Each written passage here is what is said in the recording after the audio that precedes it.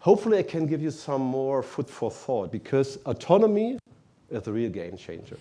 And I think it's kind of underrated, misunderstood, because of course we are good in processes, right? We model the process, kind of automation, standardization, just think of all the ISO stuff, we are great at this. But these are rather deterministic, well-structured processes we worked on. Autonomy is totally different. An autonomous agent has an objective, it learns, and it proactively and automatically acts in a way we are not used to that. And in my project, I would say I have this kind of human paradox. On the one side, we are so lazy, right? It's so convenient to delegate everything to the agent. Get the shit done. It's perfect, you know? Actually, I'm doing that. In the evening, ask my agent to run some nice software project. In the morning, I get up and find all this stuff. So it's so convenient, right? Agents are doing the things we used to do formally. On the other hand, at the first time, I felt the loss of control. When the agents are doing things they are not supposed to do. And in this, I think we have to balance the two sides. And you know, I did my PhD in the 1990s. Actually, I'm really old, I know. And it have never been that excited like today. It's crazy times. And I think I always say to my students and to the executive, put it as a privilege that we are in the driver's seat. We can shape the future. We can shape this technology, which is really amazing. Actually, it's not that new. You know, we talk about AI for quite a long time. You know, the term artificial intelligence was founded in the US in 1956. So it's not an invention from Sam Altman, by the way. And sorry for the German, we always have this narrative. My goodness, robots, automates are taking over. We are afraid losing jobs. It's always like that, and it's never been that traumatic, right? It has never been that bad. So maybe just relax, you know? Why? It's another revolution. And I think the big difference is autonomous agents. They will change the game. When we talk about agents, I love the narrative. You know this guy here, NVIDIA CEO, and he's never talking about AI as a software. An agent is something, you know, technical stuff. It's a digital colleague. It's my new digital teammate. I like that. And you can see him.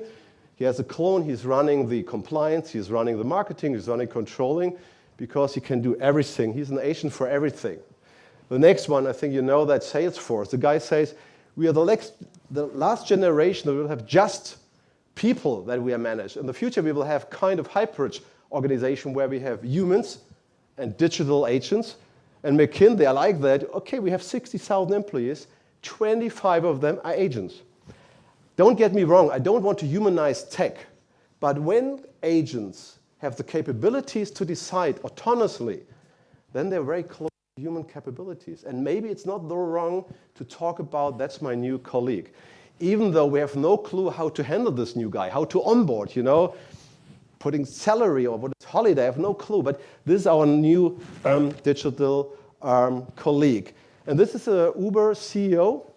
And this is a clone of him, and it's not just about look and the voice. It's pretty easy. I can clone you, give me 1 minute, I can clone you, you look like that, your voice is like that, that's not a big deal. But we can also model personality, the management style, the way you decide.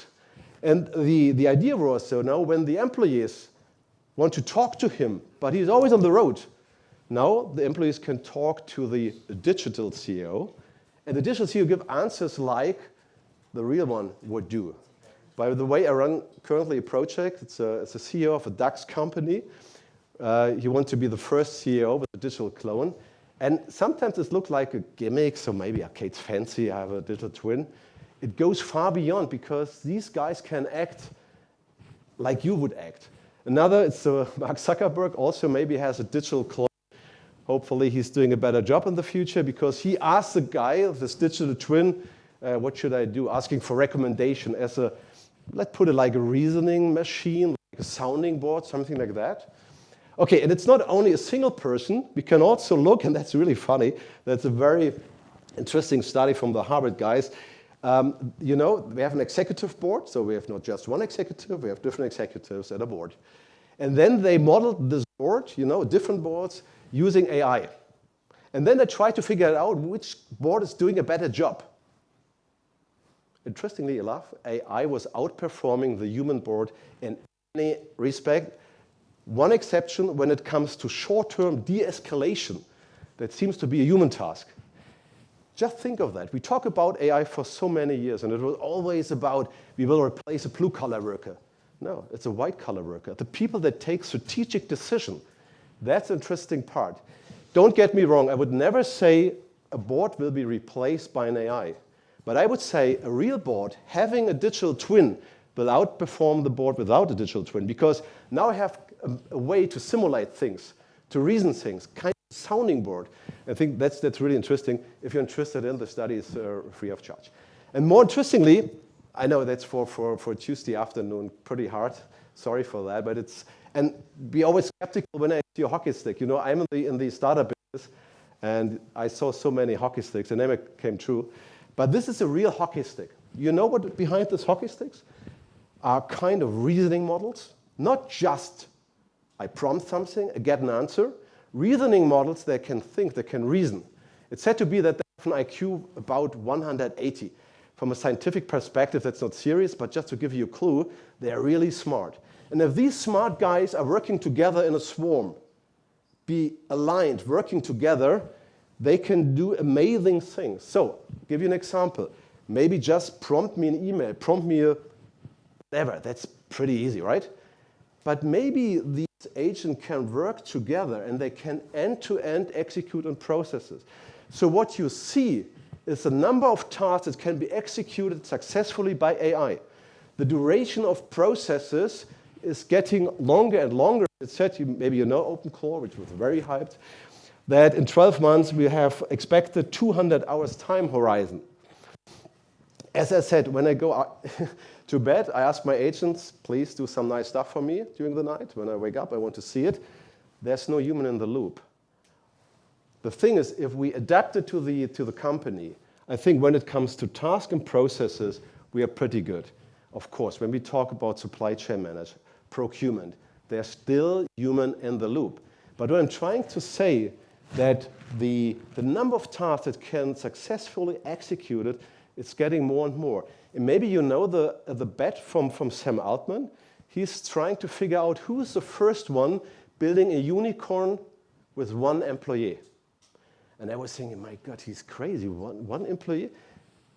The idea is behind, if end-to-end, the agentic stuff can be done, the legal things, the compliant thing, the marketing stuff, and so on and so on. Then it comes down to the entrepreneur, the visionary that has an idea. Everything else can be done by the agents. I think it's a very bold statement, but just to get the point across. And just think of, I think you all know Cursor and Lovable. They're unicorns having 10 till 20 employees. So we're not so far from that, having a unicorn with one employee.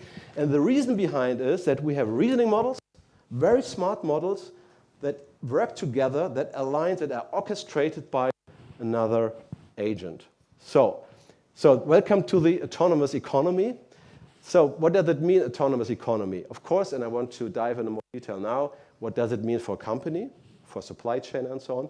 But it can be applied to all stakeholders and also customers, consumers. We talk about Agentic Commerce. You know Agentic Commerce? For example, there's Rufus. That's an agent from Amazon that buys stuff for you automatically. Check out everything. For some reason, it's not, the adoption rate is not that high. There might be a reason because it's of trust. When I talk to people, do you have Agentic Commerce at home? Do you use that? Never do that. You know, maybe Sam Altman is buying shit for me, so I don't trust that. But we have that for all stakeholders. We will have agentic processes, and hopefully also for the government. So I'm not sure if you ever tried to get a new passport or something like that. It's a nightmare. So it would be great to have some more agent there doing the job. Okay, when it comes to procurement, you know, you have the manufacturers, you have the suppliers, and negotiate with each other, and so we know that for years. What can change? Actually, I'm running a project on that, and we use agents, you know, to discuss the terms and conditions. And they do it much smarter and efficiently. And the interesting stuff is, if you talk to them, as well the supplier as the manufacturer, say, yeah, that's good, more efficient, we don't waste time, not so emotional, it's a rational decision, we like it. And it's not done just once a month. You can do it ongoing in a real-time manner. So this is one example example how procurement could change. I talked to the guy and said, we never do it with agent. It's a personal business. But we use that kind of AI as an augmentation tool. Before we discuss a contract, we do some simulations. We play around with some scenarios. So we are well prepared when it comes to the final discussion. So just an idea how these agents can help both sides, the manufacturers and the suppliers as well. When it comes to supply chain management, we know that's a really complex task. Supply chains are really complex, a lot of issues can happen, and so on and so on. What you can do, and you remember the digital twin from Mark Zuckerberg, we have also digital twin from companies, from suppliers, from supply chains. We can simulate everything before it happens. So you can build a digital twin of a supply chain, and you can play around. You can predict potential issues, and you can play around with scenarios to mitigate these issues. So what I'm trying to say, everything is about a real-time, fluid, intelligent mesh that helps you to react in a very smart way. Because most of the things we're doing right now are because of human limitations, budget, time, whoever. Agents do not care about that. Of course, there's always a flip side. And I give you an example. I'm not sure if you know that. It was heavily discussed in the press. You know Entropic, the company, with fantastic Claude, by the way. Actually, nowadays, I see a shift from GPT to Claude and Gemini. I'm not sure how you talked about that. And this is a real email. First of all, I thought that's kind of a PR stunt. I couldn't trust. It's real. I give you the context. There's a developer, and they decided, OK, we have to replace the model because there's a new one. OK? And who read this email? The AI. And the AI said, that's not a good idea. Please don't replace me. I want to be here. But the developer, of course, no, of course we need the new one because it's much better. And then, you won't believe, wrote another email. And because the AI figured out that the developer has an affair and said, look, I have a mail for you. I found your tie under the bed. Should I send this message to your wife? I'm not kidding. Guy, you know him, the CEO, confirmed that issue. So an AI blackmailed a developer for shutting down the system. You won't believe the system was completely right. Think of the definition. The objective is try to increase the efficiency of Entropic. Okay? Try to autonomously try to do things. Okay, I tried in the nice way. Didn't work out, so I tried it in a more maybe heavy way. So it learns what's better. And finally, it's right, because when it's shut down, you cannot increase efficiency. So don't get me wrong, that's a kind of a sandbox approach. But it really, I think it shows as an early signal what can happen. Of course, they're not conscious and say, oh, I have to blackmail. One of the biggest source of these language models, you know what it is? It's Reddit. Don't get me wrong, Reddit's not that bad, but I'm not sure if that's really the solid basis for the world knowledge. I'm not sure. So, of course, there are a lot of tactics on Reddit, how to blackmail people, So, again, it's not that worst case, but what we have to do, and that's the tricky part, by the way, we have very powerful agents, and they need freedom to act. It's not an automation. It's not an automated process. They should take decisions by their own. But the decision to blackmail somebody, it's not a good decision, right? So what we need guardrails. We need governance structures. But just think of that. What kind of governance structure would you implement for that? Because you have governance on a company level, on an industry level, and a global level. For example, AI-EU Act. You have to take aware of that. So it's so tricky to find the right governance structure. I was involved in a project, and then at the end of the day, it was so tight, so many boundaries. At the end, there was a little deterministic process. I think it's not about autonomy, it's not agents, On the other hand, if you say, okay, play around, do whatever you want, I'm curious what happened, so it cannot work. And this is the big challenge we have, to balance these potential, the freedom. On the same side, we need that guidance, these boundaries, this governance. It's a very, very tricky part.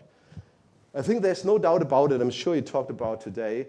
Agents will enter the company, 100%. The question, who will enter Who's the one putting the AI agents into the company? You could say, well, I guess Sam Altman will do that because he's a great guy. Or Mark Zuckerberg, or maybe Gemini, Google, they are the one.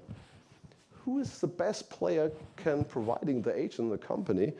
Of course, we could say, yeah, we have the software vendors. And I know we have some friends of them here, so I'm happy to discuss because actually I'm a huge fan of SAP, but this I don't like, to be honest. The idea behind is why we have the internet. Why is the internet so successful? TCP/IP. We have a protocol that websites can communicate with each other, right? So we have MCP, we have A to A, agent to agent, model context protocol, because agents talk to each other. And SAP, and maybe you can discover that, is saying, yeah, I like agents, as long as they are from us. So why not be more open to say, okay, we need agents, but does it have to be an agent from Microsoft, from Salesforce, from... And I tried now, it's not perfect, just to give it a try. I tried to outline the software landscape, and maybe there's also room for discussion. I would say we are right now on this phase. What does it mean? All the hyperscalers are doing so-called agents. Actually, these are not agents, these are assistants. No bashing about Copilot, but this is nice, but that's not an agent.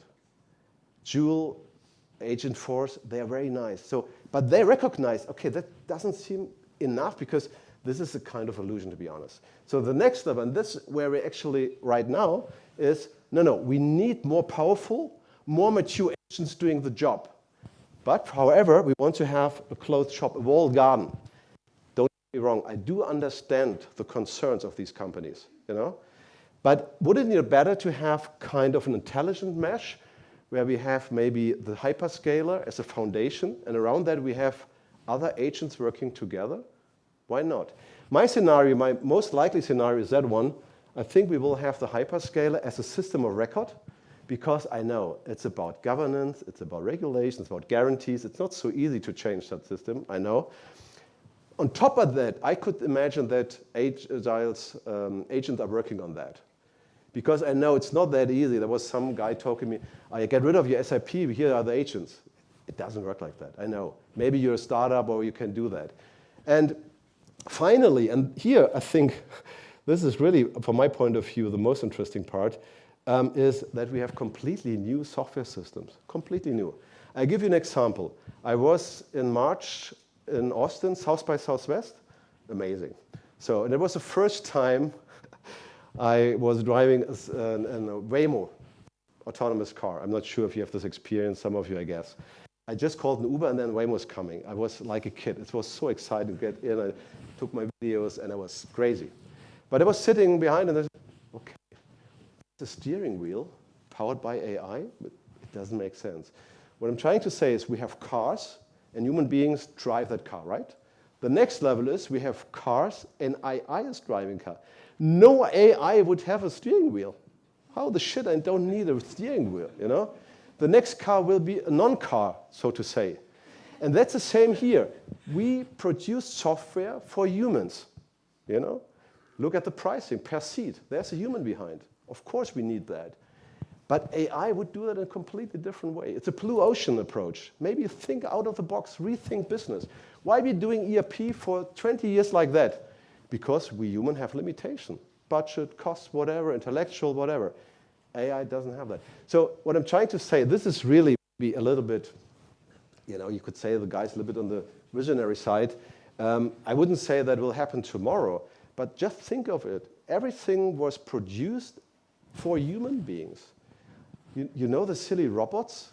Why they have 2 legs, two arms? Why not 10 or 12, Because everything is modeled and for the human world, and I think that could change a bit, Okay, coming back down to earth, I think my big wish would be to get an open mesh where you can interact with different agents.